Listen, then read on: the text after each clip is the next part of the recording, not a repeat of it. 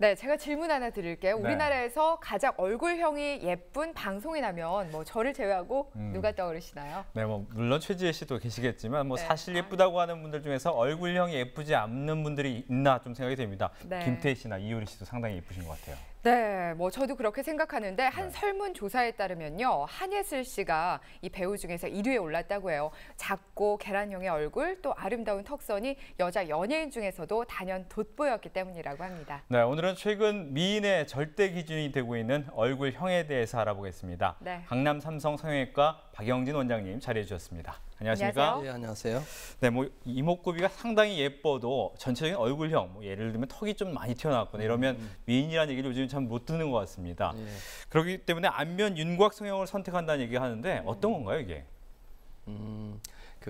우리가 동양인 같은 경우에는 이렇게 네. 얼굴이 좀 평면적이죠. 네. 뭐 서양인은 흔히 아시다시피 우리가 삼각 기둥으로 이렇게 입체감이 있는 얼굴로 이렇게 표현합니다. 예. 근데 동양인 같은 경우에 광대뼈가 이렇게 조금 더 튀어나와 있다든지 아니면 턱 자체의 발달이 심하면 우리 인상이 강해 보인다. 또 심지어는 팔자가 더 세다 이런 표현을 많이 쓰죠. 네. 그래서 얼굴의 기본이 되는 그 윤곽, 이 뼈를 좀 줄인다든지 이런 수술 자체가 우리가 안면 윤곽 수술이라고 그럽니다. 결국 자기 자신의 우리 보통 일반적인 일반인들의 그 눈, 코, 입과 이렇게 조화를 잘 맞추는 바탕이 되는 그 윤곽을 교정하는 수술이 안면 윤곽술입니다. 네, 제가 시작 때 좀 농담을 해서 놀라게 해드렸는데 그렇다면 어떤 분들이 주로 안면 윤곽술 상담을 오시는 거예요?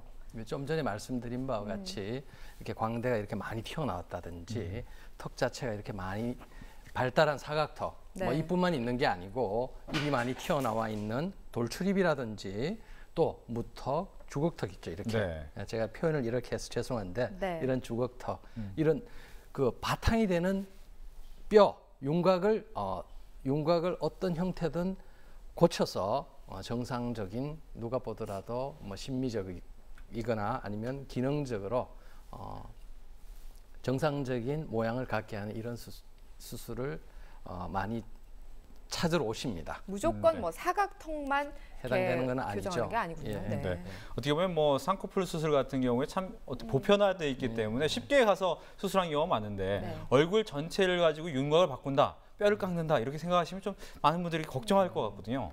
그렇죠. 네. 일단 우리가 윤곽 수술을 할 때는 본인의 상태에 맞는 수술을 결정하는 게 굉장히 중요합니다. 가끔 이제 저희 병원을 찾아오시는 분들도 본인은 이렇게 뼈가 많이 발달했다고 나는 안면 윤곽 수술을 받고 싶다라고 이렇게 하시는 분들도 있는데 실제로는 우리가 근육이 많이 발달해서 근육만 줄여도 좋은 결과를 얻으시는 이런 분들이 있는데 네. 결국 그 뼈를 손대는 수술이다 보니까 아무래도 뭐 여러 가지 위험도가 따르는 수술이면 틀림이 없습니다. 네. 이 말은 결국 어느 정도 경험을 갖추고 있고 또 수술 전후에 함께 그 안전하게 환자를 봐줄 수 있는 이런 그 시스템이 되어 있는 곳에서 수술하는 게 제일 중요하겠죠. 네. 네. 자, 그런 위험을 물론 감수하면서도 이 수술을 받고자 하는 환자분들은 가장 많이 원하는 게 아무래도 이 V라인 턱선일 것 같아요. 네. 그런가요? 예, 맞습니다. 대개 이제 안면 윤곽술 때문에 고민하시는 분들이 대부분은 이런 사각턱 이 때문에 고민하러 많이 오시는데요. VCR 보면서 말씀드리겠습니다. 네.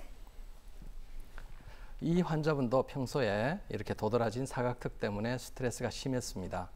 그래서 사각턱뿐만 아니라 U자형의 얼굴형을 턱 끝까지 저렇게 갸름하게 V라인 얼굴형이 되도록 하는 V라인 사각턱 성형술을 결심했는데요. 사진이랑 그런 거 찍으면 항상 그것 때문에 이상해 보이고 그래서 이제 요즘에 V라인 그런 식으로 많이 한다고 해서 그렇게 결심하게 됐어요. 그 V라인 사각턱 성형술은 턱 끝의 모양을 개인의 선호에 따라 결정하게 되면 엑스레이 검사로 신경선의 상태를 확인한 이후에 안전한 범위 내에서 모양을 맞춥니다. 옆모습에 각진 부분을 잘라내는 동시에 넓은 턱 끝 부분을 모아주게 되는데요. 일반적인 사각턱 수술 방법으로 효과가 적은 분들을 이제 분석하는 과정에서 턱 끝의 중요성을 인식하게 되어 이를 개선하는 방법입니다. 지금 사진 보면 약 4개월 지난 사진인데요. 사각턱이 해결이 되면서 턱이 갸름해지니까 얼굴이 더 작아 보이고 훨씬 여성스러워 보이죠. 지금 보이는 사진은 안면 윤곽술 중에서도 3차원 입체 동안 성형술이라는 이런 수술 방법입니다. 네, 뭐 전혀 동일인이라고 보일 정도가 아닐 정도로 상당히 차이가 많이 나는데요. 이러한 그 3차원 입체 동안술이 보시면은 뭐 주걱턱이나 돌출입, 사각턱, 무턱, 광대, 뭐 아니면 얼굴 비대칭 이런 그 얼굴뼈를 기본적으로 손을 대서 그 비대칭이나 뭐 이상적인 비율로 옮겨줄 뿐만 아니라 우리가 턱의 근육도 줄이고 또 입체감 있게 지금 보시다시피 코도 같이 이렇게 오똑하게 해줌으로써 전체적으로 얼굴을 부드럽게 하는 이런 수술이 3차원 입체 동안 성형 수술이 되겠습니다. 네, 뭐 제가 중간중간 너무 놀라서 정말 같은 사람이냐고 물을 정도로 달라진 모습을 봤는데 3차원 입체 동안술은 어떤 겁니까? 간단하게 우리가 이제 뼈만 해결하게 되면은 뭐 얼굴이 조금 갸름해졌네 이런 얘기밖에 들지 않겠지만은 그렇죠. 전체적으로 우리 그 근육을 같이 줄인다든지 아니면 이렇게 입체감이 좀 보이게끔 그 지방 이식도 조금 하고 또 얼굴이 너무 통통하면 그 안면 윤곽 수술의 효과가 떨어지기 때문에 이런 연부 조직 우리가 근육 이걸 함께 같이 해결해서 좀 어려 보이게 하는 수술이 3차원 입체 동안 수술이라고 합니다. 네, 그러니까 지금 다른 시술들도 같이 동반이 된다. 그래서 3차원이라고 했는데 효과가 참 큰 것 같아요. 그런데 효과가 큰 만큼 이렇게 건들게 되는 부위도 많으니까 또 부작용 염려하지 않을 수가 없을 것 같은데요. 부작용은 오히려 일반적인 윤곽 수술보다도 적습니다. 왜냐하면 무리하게 뼈를 깎아내지도 않을 뿐만 아니라 연부 조직도 함께 해결하기 때문에 부작용이 오히려 더 적은 이런 장점이 있습니다. 그러니까 너무 무리하게 뼈만 건드는 것이 아니라 그 말씀이시군요. 그렇군요. 뭐 최근에 보면 개그맨 임혁필 씨나 개그우먼 김지혜 씨 등이 확 달라진 모습으로 인터넷에서 좀 화제가 됐는데 양악 수술이라는 걸 또 했다고 하더라고요. 이 양악 수술은 또 어떤 겁니까? VCR 보면서 제가 설명드리죠. 그 주걱턱이나 뭐 보시면 돌출입, 웃을 때 아니면 잇몸 노출이 이런 심한 경우가 있는데요. 잇몸뼈와 임중 부위가 이렇게 심하게 튀어나온 것은 치아 교정만으로 해결되지 않습니다. 이런 경우에 양악 수술을 통해서 위턱과 아래턱을 이제 절골하여 좌우 앞뒤로 여러 방향으로 이렇게 원하는 아니면 이상적인 그 교합을 맞춰주면서 튀어나온 입이나 비대칭, 주걱턱의 모양을 바꿀 수가 있습니다. 네, 그러니까 뭐 큰 수술이 아니라 어떤 교정이라는 뉘앙스인 것 같기도 한데 이런 턱 교정을 통해서도 얼굴 전체를 성형한 느낌이 나는데요. 간단한 교정 수술은 아닙니다. 그렇다면은 이제 뭐 어떤가요? 어떻게 이루어지는 건가요? 이 양악 수술은 좀 전에 제가 설명드린 바와 같이 이제 예를 들어 우리가 이렇게 주걱턱이 이렇게 아주 심하다 아니면 입이 많이 튀어나와서 남한테 혐오감을 준다 이런 경우에 그 저희 의사들이 뭐 특히 이제 옆에서 이렇게 봤을 때 가장 이상적인 우리 프로파일이라고 합니다.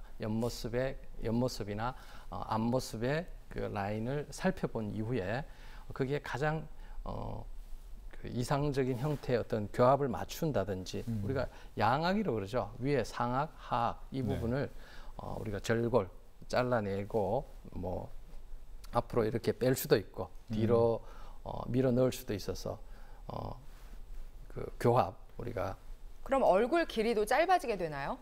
그럼요. 뭐 심한 경우에 이제 얼굴이 아주 길어 보여서 나이가 들어 보이는 이런 경우에는 얼굴을 1cm 이상 이렇게 줄일 수 있죠. 이러면 아무래도 젊어 보이는 이런 효과도 이룰 수 있습니다. 네, 뭐 어떻게 아무래도 봐도 뭐 이제 무턱인 분은 약간 내야 될 것 같고 턱이 많이 나오신 분은 넣어야 될 것 같고 상당히 좀 어려운 수술인 것 같은데 수술을 준비할 때 좀 알아둬야 될 부분이 뭐 있습니까?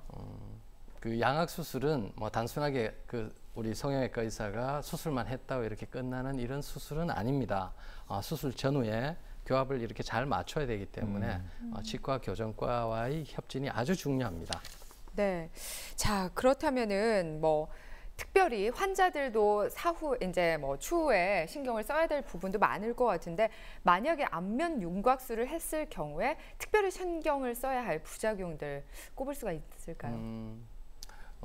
뭐 대표적인 경우 우리가 광대 수술을 한다고 했을 때 우리가 너무 무리하게 광대뼈를 이렇게 줄인다든지 아니면 그 갈아낸다든지 이렇게 되면 당연히 우리 그 안면부 중안면부가 이렇게 처지는 현상이 있습니다. 준비한 VCR 보면서 제가 말씀드리죠. 네. 지금 보시면은 무리하게 광대뼈 축소술을 하고 처지는 이런 경우가 되겠습니다. 또 무리하게 그 안면 윤곽술을 하다가 턱을 무리하게 자르면 이제 신경선이 손상이 된다든지 어떤 경우에는 과다 출혈이 오는 그런 경우도 있고요.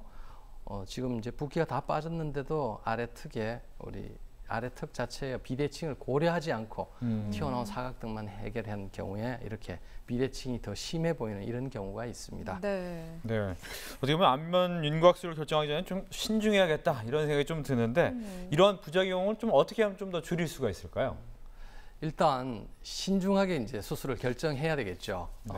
특히 안면 윤곽술은 재수술하기가 굉장히 힘이 듭니다. 저희가 꼭 환자들한테 말씀드리고 싶은 그 성형수술의 기본 원칙이 성형수술은 마술이 아닙니다.